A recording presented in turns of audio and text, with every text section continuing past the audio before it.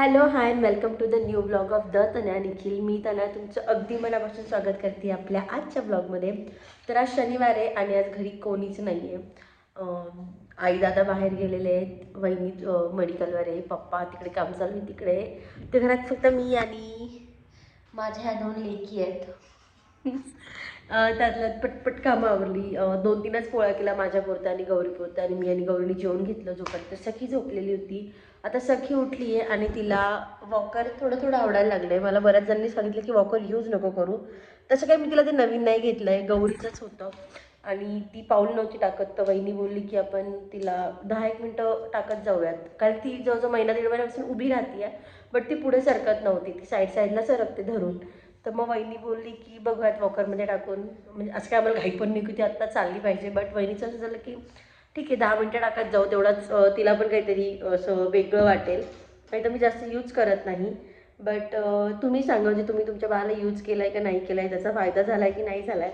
गौरीला आम्ही बऱ्याच वेळा यूज केला होता आणि गौरीत मला तर काही असं जो पायात डिफरन्स म्हणजे असा फरक पडतो, तो इश्यू मला बऱ्याच जणांनी सांगितला, तो काही गौरीत आम्हाला जाणवला नाही. आणि सखीला काय मी डेली यूज नाही करणार आहे. बट जर तुम्ही तुमच्या बाळाला डेली यूज करत असाल आणि त्यांनी काही फरक नसेल पडला किंवा पडला असेल तर कमेंटमध्ये सांगा. मलाच नाही पण आपले व्हिडिओज बघणाऱ्या बऱ्याचशा आया आहेत, त्यांना पण कळेल की वॉकर घ्यायचं की नाही घ्यायचं. माझं तर चालू आहे जुन्या वॉकरवर सध्या. तर असं काहीतरी सुरुवात झाली आहे.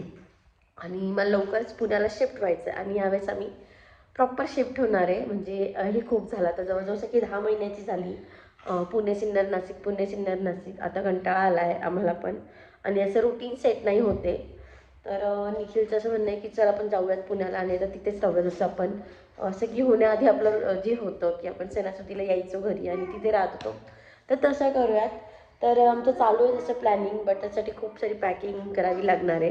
कारण ह्यावेळेस जाऊ तर बऱ्याच दिवसांसाठी जाऊ, आता काही लवकर येणं होणार नाही. सखीच्या बड्डेच्या वेळेस मे बी आलो तर येऊ, नाहीतर पुणे जिंदाबाद आहे सध्या तरी. तर ते सगळं करायचं आहे, म्हणून आता मी आज जाणार पण होती सिन्नरला. बट आता उद्या आईचा बड्डे, तर तो बड्डे छोटा, खूप मोठा आहे बड्डे तिथे, मी छोटंसं काहीतरी सेलिब्रेशन करू आणि मग जाऊ. आणि मग next to next week maybe आम्ही पुण्याला जाऊ. तर ती सगळी तयारी करायची घरी जाऊन. तर स्टे ट्यून, अजून काय काय होतं आजच्या दिवसाच्या उद्याच्या दिवसात बघत राहा. त्यानंतर आईचा 53वा बर्थडे होता, तो सेलिब्रेट केला. मी आणि वहिनीने औक्षण केलं. खूप जास्त एंथू नव्हती आई, कारण ते स्वतःच्या घरात नाही आहेत सध्या, त्याच्यामुळे जरा मूड ऑफच आहे. लवकरच नीट होईल. त्यात जावई पण होते, त्याच्यामुळे जरा ती लाजूनच होती बर्थडेला तिच्या. ओके, तो कट टू डे 3. त्या दिवशी सखीला आणि गौरीला सांभाळत माझी इतकी तारंबळ उडाली ना की मला काही शूट वगैरे करता आलं नाही. काल आईचा बर्थडे होता, अगदी छोट्या छोट्या क्लिप शूट केल्या. सकाळी आम्ही महाराजांच्या मंदिरात गेलो होतो, कारण कोणताही शुभ दिवस त्यांच्याशिवाय अपूर्ण आहे. आणि कालच रात्री मी सिन्नरला परत आली आहे. माझं पिल्लू झोपवलं आहे. माझा रूम खूप गंधा करून ठेवला होता निखिलनी, तो आवरला आहे आणि सगळं सॉर्ट आउट करायला सुरुवात केली आहे. सगळ्यात आधी ह्या बॅग्स, मी प्रत्येकाच्या बॅग्स वेगवेगळ्या केल्या आहेत आत्ता सध्यापुरतं तरी. त्याप्रमाणे इस्त्री करेल. फक्त ही एक बॅग आहे जी साड्यांची आहे. साड्यांची इस्त्री मला जमत नाही, सो तेवढं दिल फक्त बाहेर करायला. बाकी याच्यात जेवढं सगळं आहे हळूहळू तिथेच मी इस्त्री करून तसंच पॅक करत राहील. ड्रेसिंग टेबल पण मला पूर्ण आवरायचा बाकी आहे. सध्या जशी स्थिती आहे तसंच दाखवते आहे. पर्स आहे फक्त माझी वरती, आणि इथल्या पण बऱ्याच गोष्टी ज्या न्यायच्या आहेत काही इथेच ठेवायच्या आहेत. ड्रॉवर्स पण माझे बऱ्यापैकी गंदे झालेले आहेत, सो हळूहळू ते पण आवरायला सुरुवात करावी लागणार आहे. म्हणजे हे पण घर नीट म्हणजे ही पण रूम नीट करून जायची आहे. ॲट द सेम टाईम तिकडे न्यायच्या पण सगळ्या गोष्टी मला तयार करायच्या आहेत. आणि ज्या म्हणतात ना मी काम नाही करत, हो मी खूप काम नाही करत, बट बेसिक गोष्टी आहेत ज्या प्रत्येक बाईला कराव्याच लागतात, त्या तिच्याशिवाय होऊ शकत नाही. तर त्या गोष्टी मलाही कराव्या लागतात आणि त्या गोष्टी मीही करते. रोज लवकर झोपणारी माझी लेक आज जागी होती, कारण काका आला होता आणि काकाने आल्या आल्या काम करायला घेतलं. सखीसाठी जायफळ उघडून लावतोय आम्ही सध्या, कारण तिला जरा सर्दीची कणकण आहे अजून. ते काम आज काकाने करायला घेतलं. सखीने सगळ्यांना कामाला लावलंय. सखी काय करताय का काका? काका तू काका काय घेणं देणं तिला, मला नाही घ्यायचं तुला. सगळ्यांनी तिच्यासाठी जायफळ उघडलं की तिला लावूयात. थोडीफार सर्दी आहे तिला अजून, वाहतीये, बट औषधं पण मी आता बंद केली आहेत, कारण बाहेर वातावरणच इतकं थंड आहे की नाही कंट्रोल करू शकत प्रत्येक गोष्ट. तर मी रोज रात्री तिला असं मोहरीचं जे तेल आहे ना त्याने तिच्या पायाची मालिश करते, त्याने तिला बऱ्यापैकी छान वाटतं. सो आणि ही इतकी गोड आहे ना, ती 8-8:30ला रोज झोपून जाते आणि संध्याकाळी 8-8:30ला झोपली ना, दुसऱ्या दिवशी सकाळीच 8:30-9ला उठते. आज जरा लेट झाली कारण की आज काका लेट आला होता आणि 8 एक दिवसांनी भेटत होते भाऊजी तिला. मग जरा त्यांनी पण एन्जॉय केला. अदर दॅन दॅट माझ्या मागच्या व्हिडिओवर नॉट निगेटिव्हिटीचं सोडून दिले मी, ती तब्येतीची वगैरे जे काही असेल. चांगल्याच कमेंट्स होत्या, बट त्याच्यात 2-4 ताईंचं असं म्हणणं होतं की वहिनीला आमच्या घरी मान वगैरे आहे की नाही, की सगळं तू कसं काय डिसाईड करते, तिच्या डिलिव्हरीचा टाईम असो किंवा गौरीच्या बड्डेचं सगळं असो. तर डेफिनेटली तिच्या डिलेव्हरीच्या वेळेस मी इतकी एक्सायटेड होती, थोडी नादानही होते. त्यामुळे असं होतं की बाळ मला सगळ्यात आधी हातात घ्यायचं आहे म्हणून थांबा, आणि तेवढं काही सिरियसही नव्हतं. आणि 8 वाजता करायचे होते, तर तिच्या माहेरचे पण जे आहेत, जे निफाडकडे राहतात, ते पण सकाळी 8पर्यंत पोहोचू शकत नव्हते. मी पण पहाटे 4:30ला निघाली होती, मला पण 9-9:30 होणार होते. सगळा विचार करून आणि तिला पण घरून सगळं तिचं जे प्रिपरेशन अचानक सांगितलं होतं, तिचं पण प्रिपरेशन करायचं होतं. म्हणून सगळा विचार करून 11 वाजेची डेट ठरली. हां, माझं वाक्य होतं की थांबा, मी आल्याशिवाय डिलिव्हरी करायची नाही. बट माझ्यासाठी असे काही पर्सनली थांबले नव्हते आणि सिरियस असतं तर कोणी थांबलंही नसतं डेफिनेटली. तर म्हणून तिची डिलिव्हरी तेव्हा 11-11:30ला करण्यात आली होती. हा हट्ट माझा होता की बाळाला सगळ्यात आधी मी घेणार. तो दादानी पूर्ण केला होता. आणि मी मी मागच्या एका व्हिडिओत पण बोलले की मला कधी-कधी वाटतं की मी खूपच हट्टी होती त्यावेळेस. बट ती एक्साइटमेंट होती आणि आहे अजूनही. अँड अदर दॅन दॅट, गौरीच्या बड्डेला तुझं काय एवढं होतं?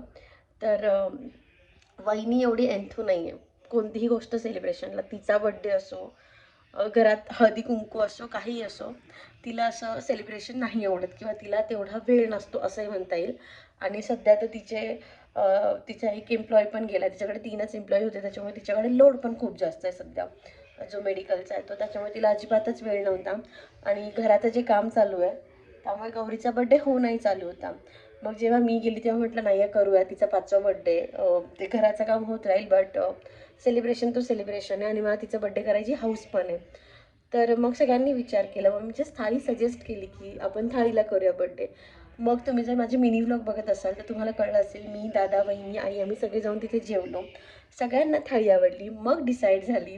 आणि असंही मला आणि वहिनीला थाळी आवडते. आम्ही व्हेजवाले, मी, आई, वहिनी. आम्हाला पनीरची भाजी आणि सब्जीपेक्षा आम्ही थाळी प्रिफर करतो तिघी पण.